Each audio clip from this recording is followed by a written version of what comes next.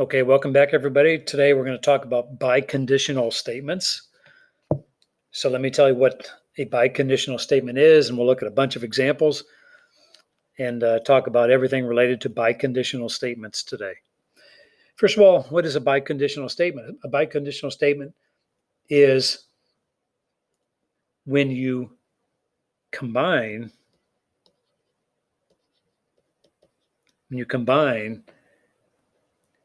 a conditional statement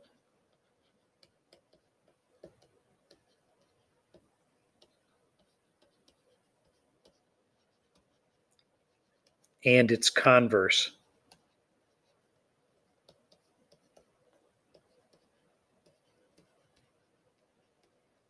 into one statement.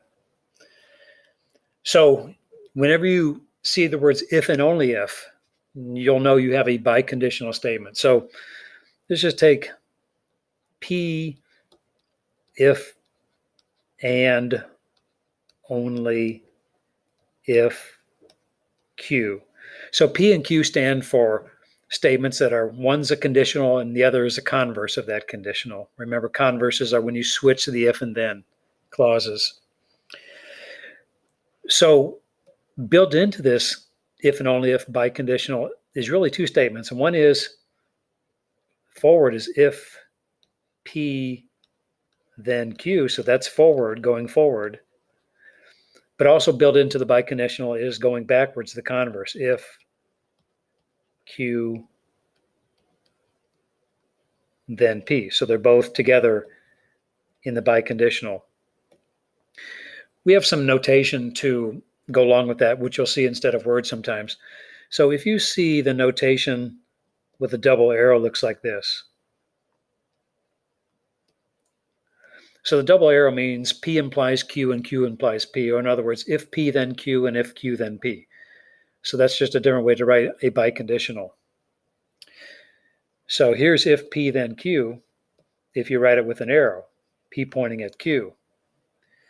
And if you point in the other direction, so Q pointing at P, that means if Q then P. So when you put them both together in the same statement, you have a biconditional. Okay, well, let's put some examples with all that. Let's take a statement from geometry. Two angles are congruent.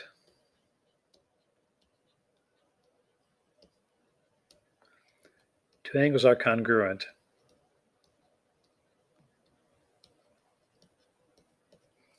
if and only if their measures are equal.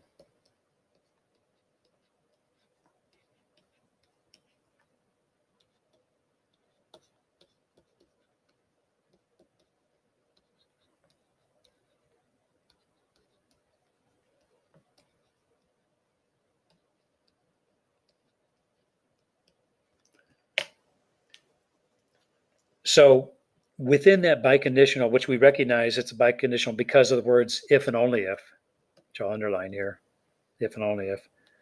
Remember, you got two statements built in, the conditional and the converse. So the conditional statement is if two angles are congruent, then their measures are equal. So that's going forward. That's if P then Q. If two angles are congruent, then their measures are equal. Now, if you go backwards, so if Q then P, you would have if the measures of two angles are equal, then the angles are congruent. Again, if the measures of two angles are equal, then the angles are congruent. So there's the conditional statement and its converse built into the same statement called a biconditional statement. Let's take another example, this time not from math, but from the world of chemistry.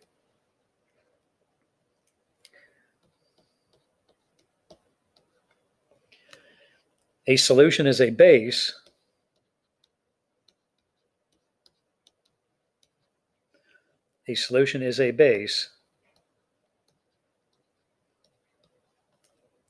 if and only if it has a pH greater than 7.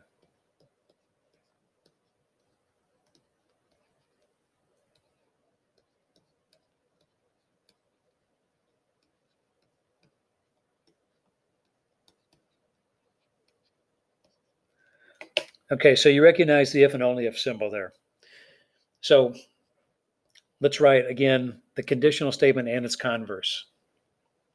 So the conditional statement is if a solution is a base, then it has a pH greater than 7.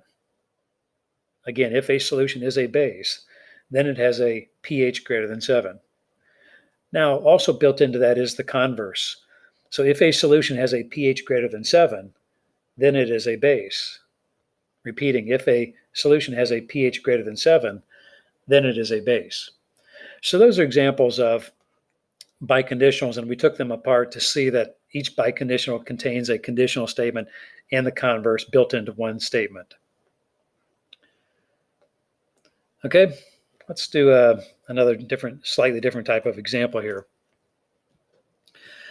I'm going to write a conditional statement on the screen here. So this is not a biconditional. This is a conditional. If a point is a midpoint,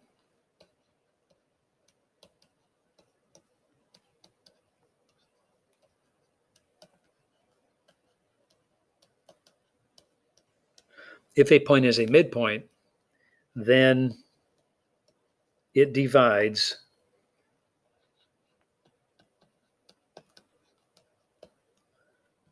the segment into two congruent segments.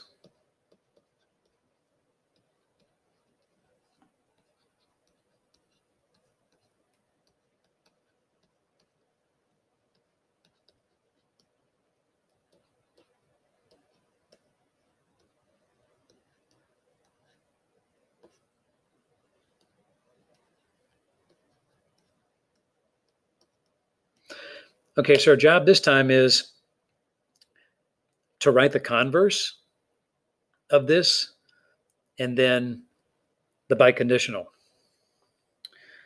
Okay, I'll save us a little bit of time by just talking about it instead of writing. It would take me quite a while to write that.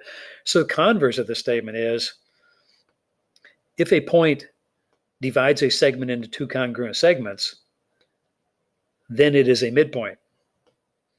Remember, the converse is just switching the if and then parts, the hypothesis and conclusion of the conditional statement. So again, the converse is if a point divides a segment into two congruent segments, then it is a midpoint.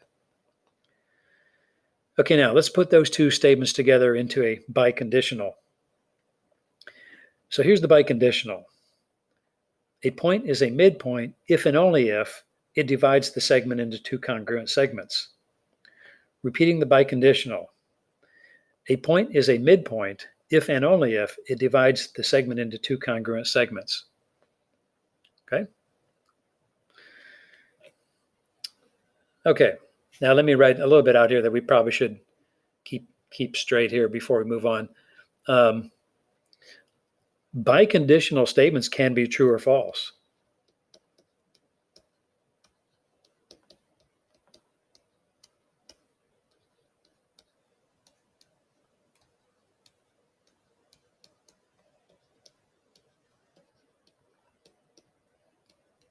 So biconditional statements can be true or false.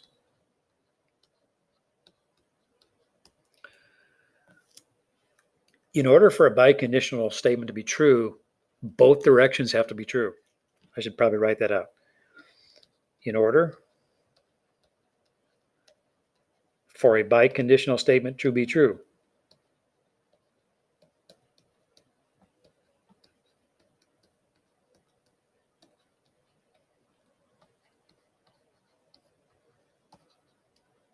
in order for a biconditional statement to be true,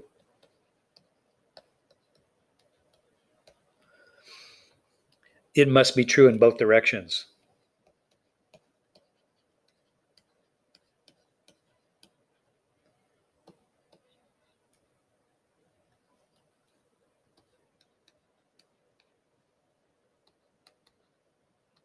In other words,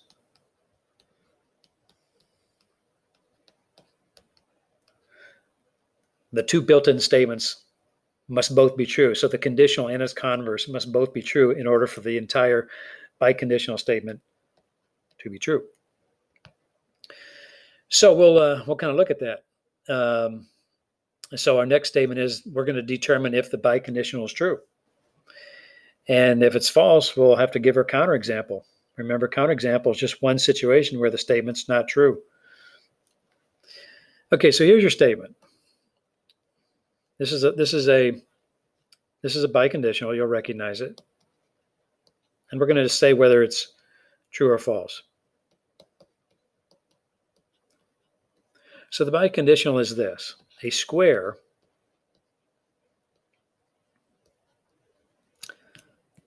has a side length of 5.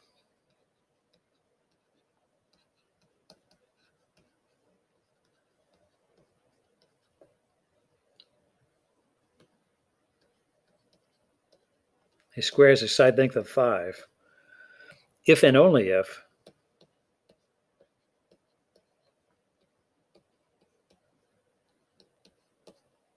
it has an area of 25.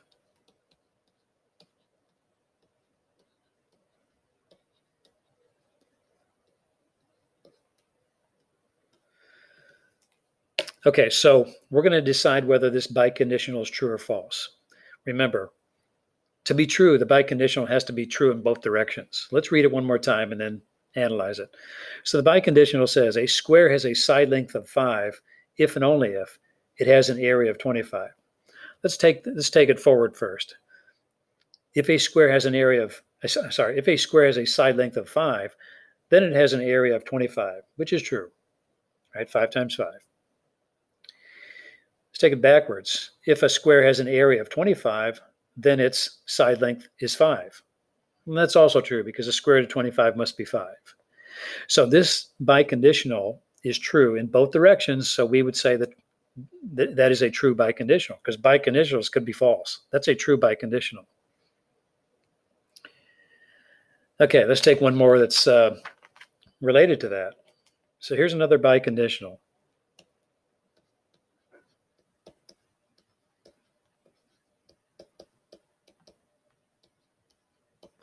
This biconditional is a rectangle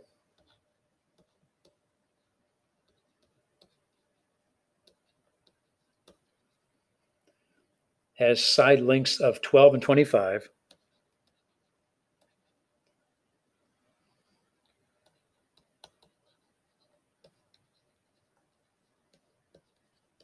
A rectangle has side lengths of 12 and 25. We can use centimeters.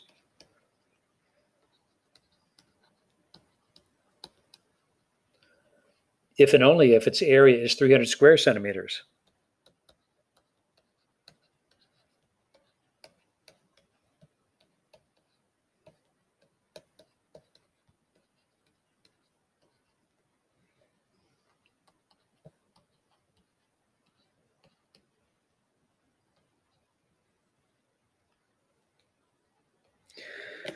Okay, so we're trying to figure out if this biconditional is true or false. So remember, it has to be true in both directions for the biconditional to be true.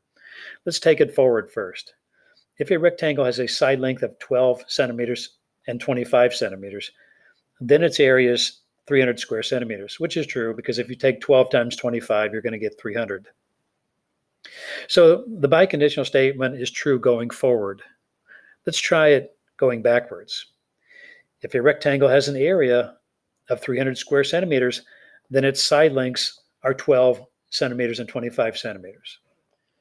So backwards is not true because you could have a rectangle of 300 square centimeters for its area, and the sides could be 10 and 30, right? 10 and 30. So the biconditional is true going forward, but it's not true going backwards. So that's not a true biconditional. It's a false biconditional. Okay. Okay, let's talk a little bit about definitions, because they're very closely related to biconditionals. We've already had some definitions this year, by the way.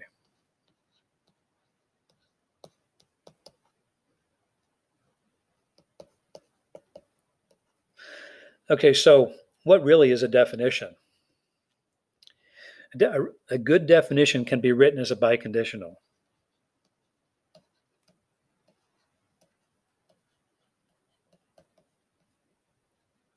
Written as a true biconditional, I should say.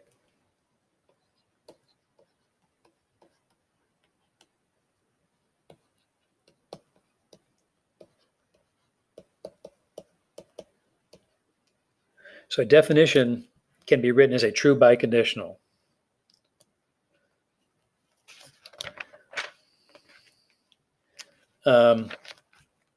So that means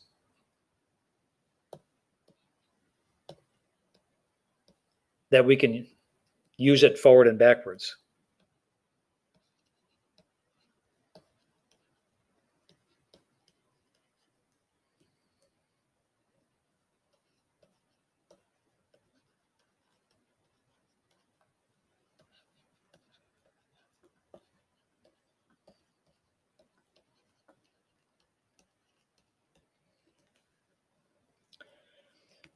So here's what I'm talking about. Here's an example of a good definition. A triangle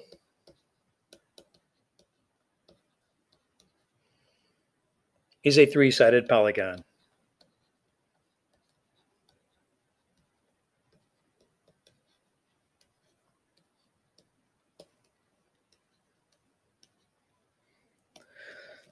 Let's think about it forward and backwards.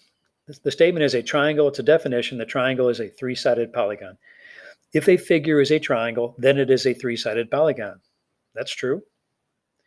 Let's go backwards. If a figure is a three-sided polygon, then it is a triangle. That's true. So just like a biconditional, a true biconditional, a definition is true in both directions. Okay, let's look at one more definition, and then that'll wrap it up. Here's another definition we'll talk about. A right angle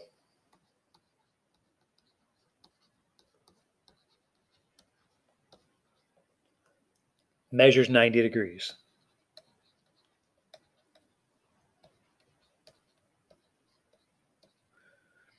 So in order for that to be a good definition, it has to be true in both directions. So let's test it forward and backwards. If an angle is a right angle, then it measures 90 degrees. Yep, that's true. Let's go backwards. If an angle measures 90 degrees, then it's a right angle. Yep, that's true also.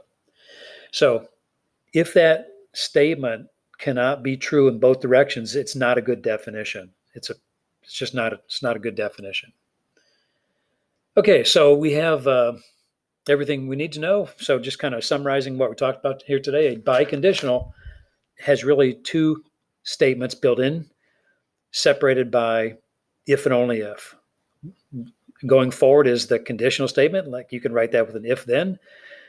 And then if you switch the hypothesis and conclusion, you'll have the converse built into that same statement. So biconditionals can be broken down into conditional statements and their converses. Biconditionals can be true or false. If the biconditional is true in both directions, it's a true biconditional. Otherwise, it's not a true biconditional. Similar to that is a definition. We use definitions quite a bit, and definitions are very similar to biconditionals in that if they are true both forward and backwards, then they're good definitions. Otherwise, they're not good definitions. Okay, that does it for this for these notes today, and so go ahead and get some practice with the assignment. All right, talk to you later.